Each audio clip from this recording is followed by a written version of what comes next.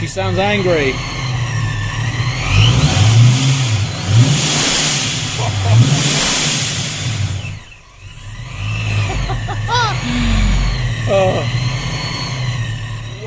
This is Paul from Wortec, and if none of you heard of Wortec, then Paul's just going to give us a bit of an insight about what exactly they do. Yeah, fire away, Paul. Right. What is Wortec? Wortec have always been set up as a brand that design their own components and do bespoke tuning for vehicles. So we're not a restoration shop. We're not even a garage in that respect. If you need something custom designed and built, that's what we'll do. We do a lot of braking systems, make brakes for pretty much any vehicle you like, and obviously tuning afterwards. So we've got this LS conversion, so we do a lot of Range Rovers and stuff like that with LS engines in them. Do a lot of GT40s and Cobras and things like that, same again with LS conversions in them. Right through to modern stuff. This is, I think it's 2018, about 900 horsepower, we're from supercharged. We'll do all the tuning on this to make it run properly. All the bolt-on bits, all the extras, that's down to the customer. That's not something that we get involved with. So really it's bespoke machined items, and tuning is what we do. Brilliant, sounds good. Do you want to just quickly show us around your shop then? This is one of our shops. We've got a couple, we do different things in different places.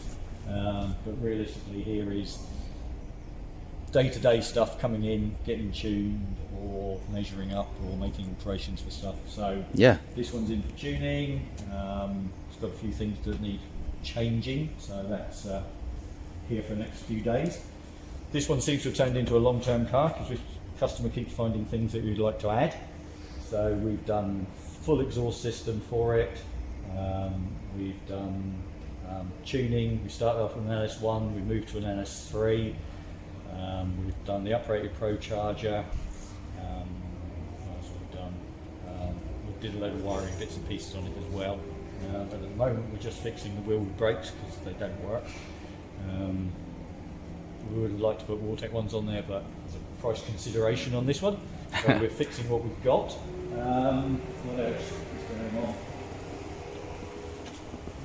This is a Mallet race car. We did an exhaust system for it last year. They've now changed the engine to a motorcycle engine.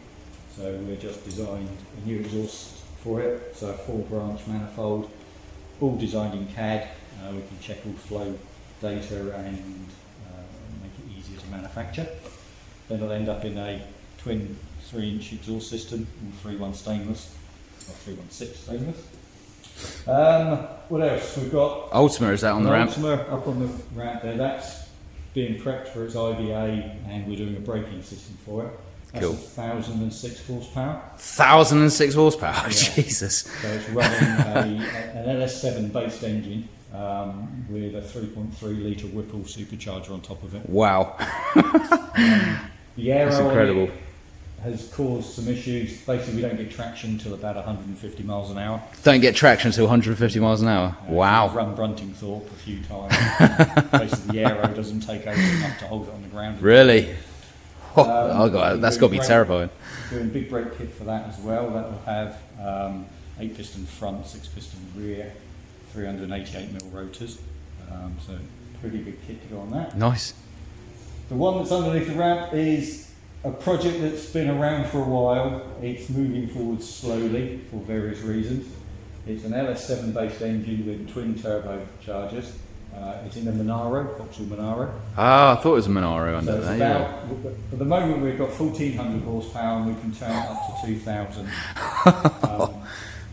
And what's he use that for that? Is that a drag car, is it? Or? No, it's a total daily driver was the plan.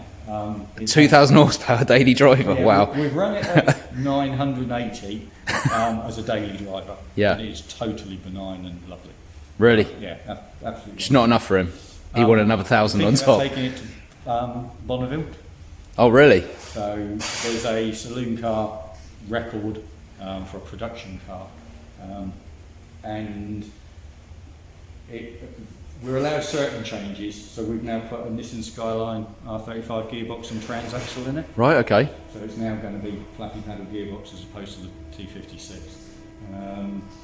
And it's all got an internal cage. We're going to put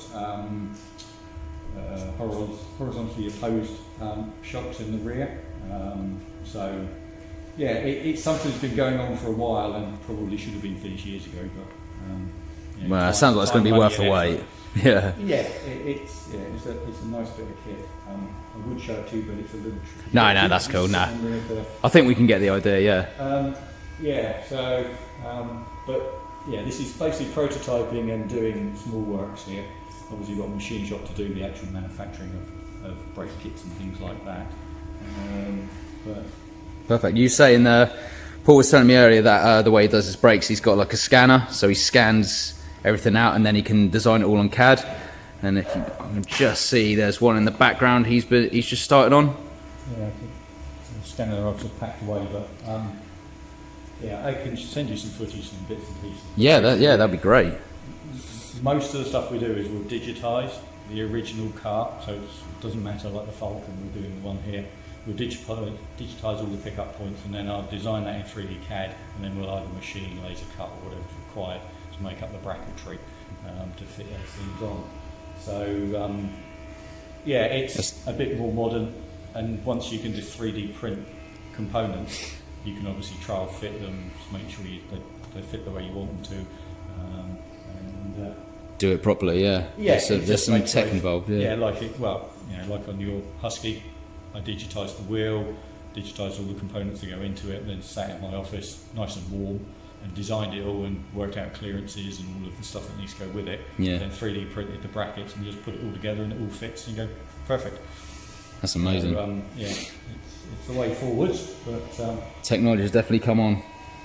yeah, it's easy. It's great. You can incorporate it into into cars and building custom cars as well. It's absolutely amazing. Yes, yeah. A lot of time is wasted. You want to do a bracket and you make it, trial fit it, weld it together, put it on, take it off, mess around with it. That's a lot of time and effort and man hours, whereas I can come along and digitise it in 5 minutes, take it back on the computer, another 10-15 minutes. Then I print something out, takes an hour or so to print a bracket, come back, put it on, and it's like physical when it works first time. Yeah. And you know that's what you want. If you then make it in metal if you want to, but you know exactly what you're making. Yeah, that sounds amazing. Or, there's a lot of small CNC kit nowadays. We're thinking about small CNC for prototyping. So instead of me 3D printing it, I'll actually machine small stuff. Really? Wow. It won't be the finished item because our big machines will do that and Yeah, of course, yeah. the tolerancing and the stuff that we need. But it means I can get something up and running in a few hours. Whereas it would probably take days normally. Oh yeah, definitely, yeah. So yeah, we try to work smarter with our stuff. Yeah, work smart, not hard. Really a garage, it's not that type of No, that's it. We do it the other way around. We work hard and not smart. We'll leave the tech stuff to you, Paul. Yeah, we're trying to make it easier and quicker for people. No, of course, yeah. Well, thanks for your time and thanks for giving us a little tour of the shop. That really is. No, that's crazy. Paul's just showing me through all these the various different calipers they do. This is a 8-piston one that's in the making at the moment, and you believe it or not, this is magnesium and it weighs just over 1 kilo. It's light as a feather. What are these for? A Lamborghini, weren't they? Yeah. They're for a Lamborghini, and then they come in over 1 kilo lighter than the original ceramic brakes. Yeah, the original car had ceramics on and a 6-piston caliper from the original manufacturer. Yeah. We took the whole kit off and replaced it with steel rotors and magnesium calipers, and we came in 1 kilo lighter than the original, and about £12,000 cheaper. £12,000. Christ. That's beautiful. These are a work of art, really are. Don't think my camera is really showing how much work and effort goes into these. This orange one here, the 6-potter's got well, they race pistons in them. So they're all stainless steel pistons. Yeah. And they're all drilled and lightened, and they've got springs behind them to keep them touching the rotor all the time. Yeah. So that's the front, and then that's the rear. Full piston to go with it for the rear. A road car is going to have safety. So a road car would have dust seals. Yep. Still stainless steel pistons, still helper springs and everything. But obviously these are more road use. Yeah. So something like this you're going to have to keep clean on a regular basis. We get customers coming in, run these during the winter with a seal. Yep. And then when they start doing track days and stuff, we take all of those out, replace them with the lightweight pistons and everything, and then they do their track days and all this stuff through. What's the benefit to the lightweight pistons then? Is it just quicker response? Yes, less inertia, less weight, slightly better cooling with the drilled edges around them. We do titanium pistons as well for people who want to get really carried away, but it's such a small increase. The difference between stainless and titanium as a spread of heat is quite small. Yeah, okay. But if you look at something like a Wilwood brake or something like that, they use aluminium pistons, and there's a massive difference in heat transfer for those. Right, yeah, okay. So, yeah, all of our stuff's stainless. We don't mess around with anything else. These are hard anodized, which is 1,000-hour salt corrosion. So basically, the theory is you stick it in the sea for 1,000 hours and take it out, and it won't have eaten through the surface. Wow. We actually clean these for customers when they come back for refurb. They're actually cleaned with a Brillo pad. Okay. They're so hard that you can clean them back up to basically looking like new. Really? Yeah. With a bit of scotch. Yeah, by me. that's it. We are thinking about doing some walnut blasting on them as a future thing. Okay. So that's supposed to be very good for this finish. We haven't tried it yet, but Yeah. something else we're looking at. So we keep looking for different ideas and places to go. We make all of our stuff. So all of the braided lines. Yep. We make everything. So there's right down to brake pads are ours. They're not the same shape as anybody else's. No. And we make 5 different compounds. I think with stuff that's just sitting on the shelf here is always terrible.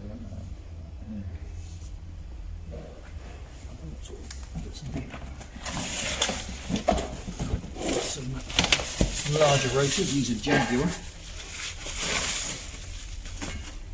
So there's a Jag fully floating rotor. It's a work of art, that is, isn't it? These have what we call a sun cut edge. It used to be called saw cut, but it sounded too aggressive, so we called it a sun cut to make it sound nicer. But it takes about 1/4 kilo of weight out, and it creates more turbulence at the edge of the rotor, so you get better airflow through the rotor. Again, because we do it all in CAD, we can test all of our flow situations. And you see they're floating on top of these things here are slightly domed on both sides.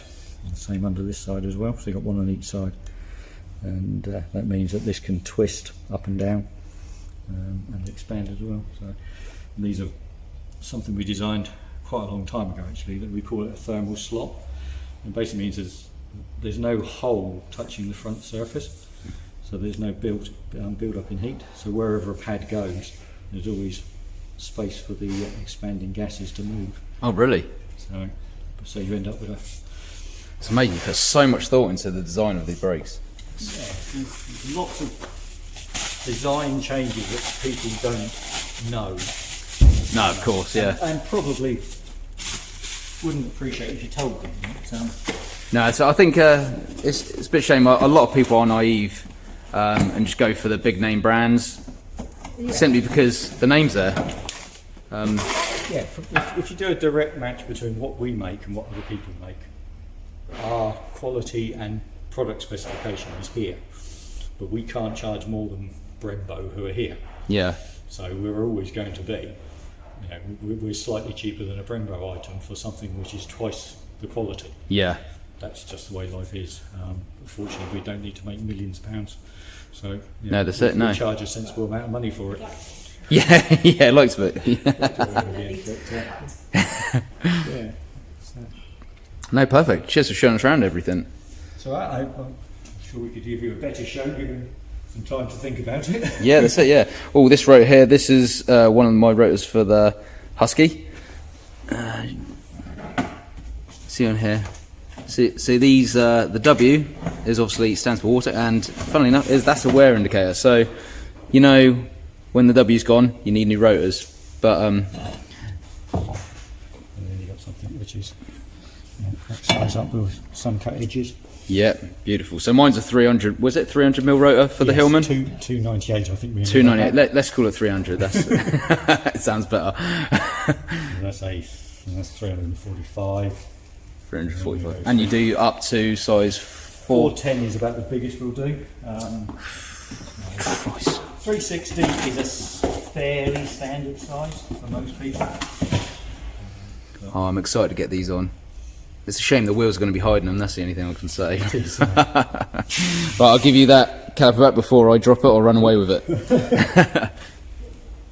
Right, cheers for your time. I suppose I better be off. Okay, take it easy.